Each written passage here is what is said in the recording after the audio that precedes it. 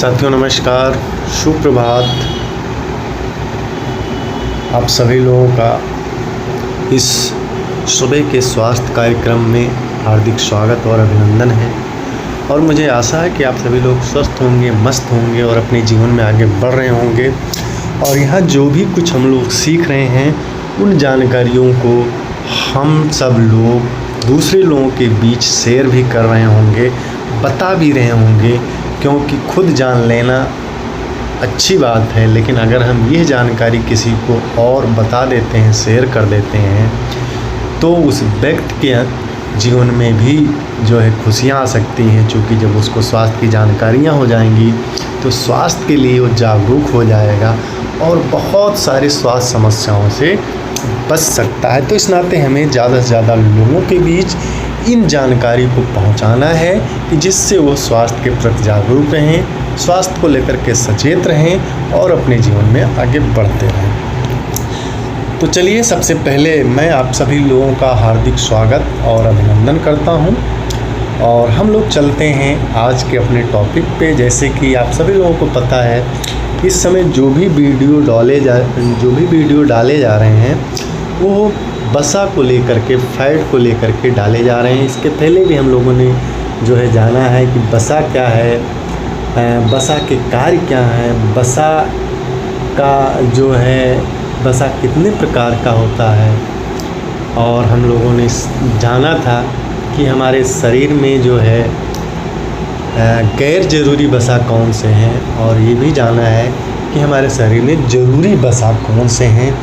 तो आज उसी क्रम में हम लोग आगे बढ़ेंगे और उसी जो है ज़रूरी वसा के बारे में हम लोग बात करेंगे, जो है ओमेगा 3 और ओमेगा 6 के बारे में बात करेंगे। तो चलिए हम लोग चलते हैं अपने टॉपिक के ऊपर। तो साथियों, आज ये टॉपिक है हम लोगों का और इस टॉपिक पे हम लोग बात करेंगे तो ओमेगा 3 फैटी एसिड के बारे में पहले जान लेते हैं। तो जैसा कि इसके पहले भी हम लोगों ने जाना था कि ओमेगा 3 में 3 जो है वो होते हैं, आप कह सकते हैं 3 प्रकार के हो सकते हैं। एक होता है अल्फ़ा लिनोलेनिक एसिड, जिसे ALA कहा जाता है। दूसरा होता है इकोसा पेंटोनोइक एसिड, जिसे EPA कहा जाता है। और तीसरा होता है डिकोसा हेक्सोनोइक एसिड, जिसे DHA कहा जाता है। इसके बारे में हम लोग अभी और आगे जानकारी लेते हैं। तो हम लोगों ने काफ़ी कुछ फैट के बारे में जान लिया है, लेकिन क्या इसकी जो मात्रा है वह ही निश्चित करती है कि कौन सा फैट बुरा है और कौन सा अच्छा है। तो जैसा कि पीछे कई वीडियोज़ में हम लोगों ने सीखा था कि जो है फैट के बारे में काफ़ी कुछ जान लिया है। फैट क्या है, फैट के प्रकार क्या हैं, फंक्शन क्या है, जो है इसेंशियल फैट क्या है, नॉन इसेंशियल फैट क्या है, इसके बारे में हम लोगों ने बहुत जो है अच्छे से जान लिया है। लेकिन क्या इसकी जो मात्रा, यानी जो मात्रा हम ले रहे हैं वह ही निश्चय करता है कि कौन सा फैट बुरा है और कौन सा फैट अच्छा है। तो इसके बारे में और हम लोग आगे जानेंगे। यानी उसका एक जो रेशियो है, एक संतुलन है, उस रेशियो में और संतुलन में हम लेते हैं तो वही फैट अच्छा भी है, और वही फैट अगर हम असंतुलित मात्रा में लेते हैं तो वही फैट बुरा भी है। उससे पहले थोड़ा और जान लेते हैं ओमेगा 3 के बारे में। यह एक बहुत ही आवश्यक फैट है हमारे शरीर के लिए। जैसे कि हम सभी लोगों ने जाना कि ये 3 प्रकार के होते हैं, ALA, EPA और DHA। EPA और DHA जो है वो अधिकतर मात्रा में समुद्र में जो मछलियाँ होती हैं उनमें पाई जाती हैं। एक ही सोर्स है जो काफ़ी हाल ही में प्रसिद्ध हुआ है, फेमस हुआ है, वो है DHA ऑयल, जो मिलता है सीवीड्स से। और सीवीड्स क्या होता है, जो पौधे समुद्र के अंदर उगते हैं, जिसको खाकर ये सारी मछलियाँ पनपती हैं, यानी बड़ी होती हैं, उसमें भी DHA काफ़ी जो है अच्छी मात्रा में पाया जाता है। ये भी काफ़ी प्रसिद्ध हो रहा है, स्पेशली शाकाहारी, वेजिटेरियन और वेगन सोर्स है, तो ये भी थोड़ा सा जो है आप कह सकते हैं कि काफ़ी प्रसिद्ध हो रहा है DHA ऑयल। मार्केट में आप देख रहे होंगे DHA ऑयल के नाम से बहुत सारी चीज़ें मिल रही हैं। अब ALA क्या है? ALA जो है इसका जो सोर्स है वो अधिकतर प्लांट सोर्स में ही पाया जाता है, जैसे वालनट हो गया, चिया सीड हो गया, फ्लैक्स सीड हो गया इत्यादि जो है, इन सब में अधिक मात्रा में ये पाया जाता है। इन सब में जो है अधिक मात्रा में ALA होता है।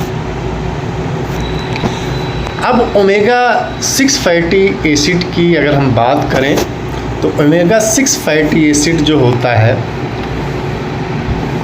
ये कई सारी चीज़ों में पाया जाता है। इसके आगे की स्लाइड में हम लोग जानेंगे। जैसे आप सोयाबीन की बात कर सकते हैं, मकई का तेल की बात कर सकते हैं, ठीक है, आप अखरोट की बात कर सकते हैं, सूरजमुखी के बीज में पाया जाता है, बादाम में पाया जाता है, काजू में पाया जाता है, तो इन सब में भी ओमेगा 6 जो है अच्छी मात्रा में पाया जाता है। अब ओमेगा 6 जैसे कि यहाँ चार्ट में आप देख रहे होंगे, इन सारी चीज़ों में जो है ओमेगा 6 आपको मिलता है। अब ओमेगा 6 फैटी एसिड जो है वह सोयाबीन से, मकई का तेल, अखरोट, सूरजमुखी के बीज, नट सीड, उन सब में ये ओमेगा 6 फैटी एसिड अधिक मात्रा में पाया जाता है। यानी आप कह सकते हैं बहुत अच्छी मात्रा में जो है पाया जाता है। अगर ये सारी चीज़ हम अपने डाइट में जो है सम्मिलित करके रखते हैं तो ओमेगा 6 का जो एक वो है वो हमारी बॉडी को मिलता रहता है।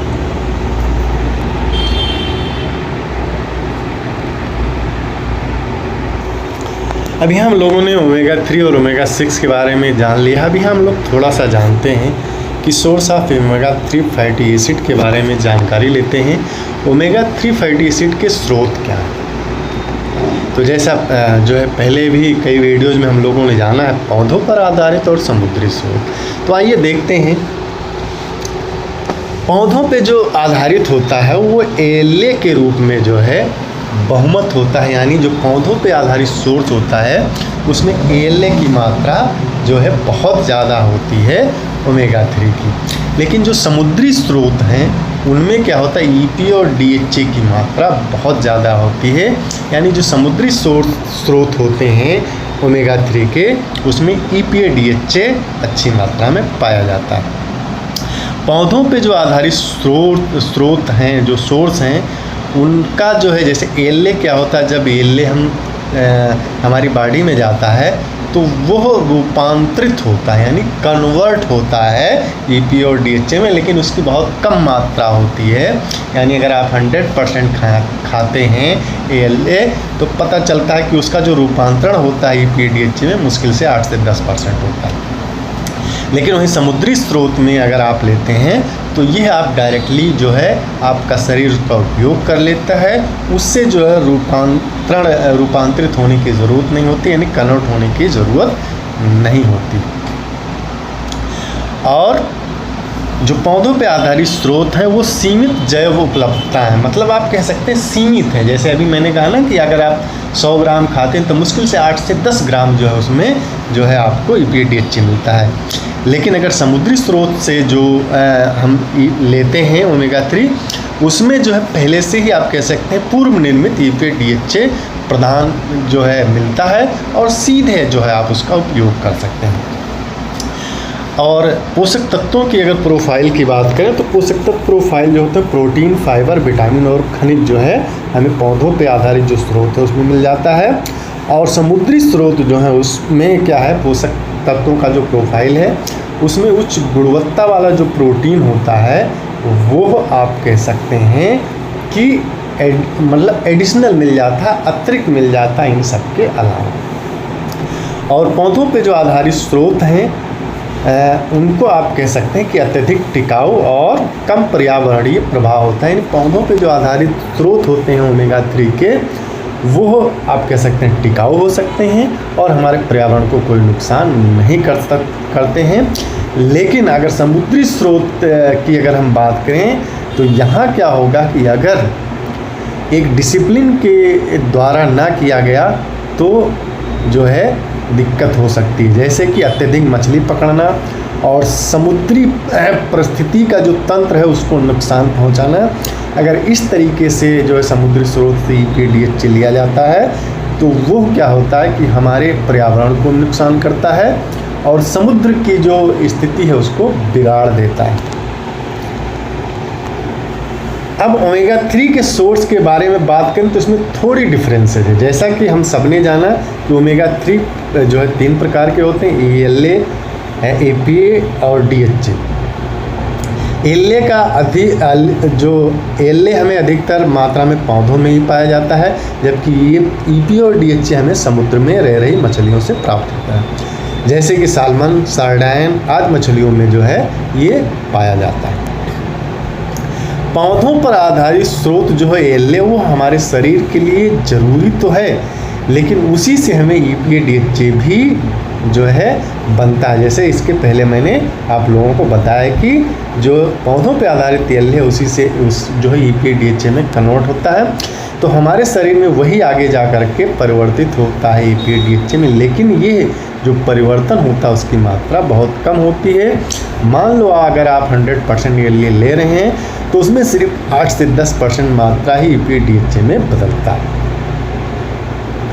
तीसरा जो इम्पोर्टेंट डिफरेंस है, इसकी जो क्षमता हमारे शरीर में जो है इसके उपयोग में ला सकता है वो थोड़ा सा कम है। यानी जो ELA है वो उसकी जो है क्षमता जो है कम है EPA और DHA की तुलना में पौधों पर आधारित स्रोत, जबकि समुद्री स्रोत में EPA और DHA जो है वो हमारे शरीर को डायरेक्टली मिल जाता है, डायरेक्टली प्रयोग कर लेता है, इसे आगे परिवर्तित करने की ज़रूरत नहीं होती और ये सीधे हम प्रयोग कर लेते हैं। जैसा हम सब ने जाना कि DHA हमारे मस्तिष्क के लिए बहुत ज़रूरी है। इसके अलावा जो पौधों पर आधारित स्रोत हैं उसमें हमें वैसे ही बाकी चीज़ें मिल जाती हैं, जैसे प्रोटीन, विटामिन्स, मिनरल, जबकि जो समुद्री स्रोत से मिलने वाली मछलियां हैं जो EPA और DHA में ज़्यादा हैं उनमें हमें उच्च गुणवत्ता वाला प्रोटीन भी मिल जाता है। यह अतिरिक्त बोनस है समुद्री स्रोत में। यानी अगर ओमेगा 3 जो है पौधों पे आधारित लेते हैं तो वो सारी चीज़ें मिलती हैं, लेकिन हम अगर समुद्री स्रोत से आधारित ओमेगा 3 लेते हैं तो उसमें हाई मात्रा में प्रोटीन हमें अतिरिक्त मिल जाता है। और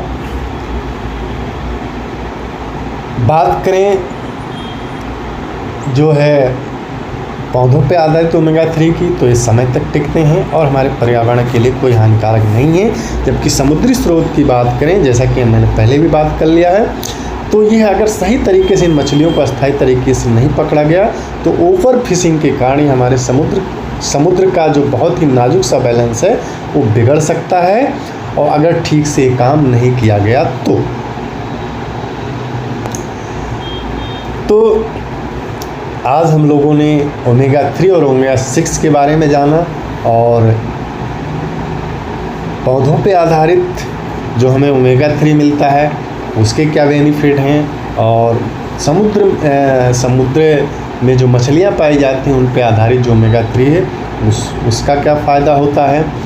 तो आज के लिए इतना ही, चूँकि और आगे हम चलेंगे तो वीडियो लंबा हो जाएगा, तो आज के लिए इतना ही। और इसमें दी हुई जानकारी अगर आप लोगों को अच्छी लगती है तो वीडियो को जो है आप चैनल को सब्सक्राइब कर लीजिए और वीडियो को ज़्यादा से ज़्यादा लोगों के बीच शेयर करिए और इसमें कमेंट भी करिए कि जिससे कि इसमें और आगे क्या सुधार किया जा सकता है। तो आज के लिए इतना ही, फिर मिलते हैं नए वीडियो में नए टॉपिक के साथ। तब तक आप लोगों का बहुत बहुत धन्यवाद।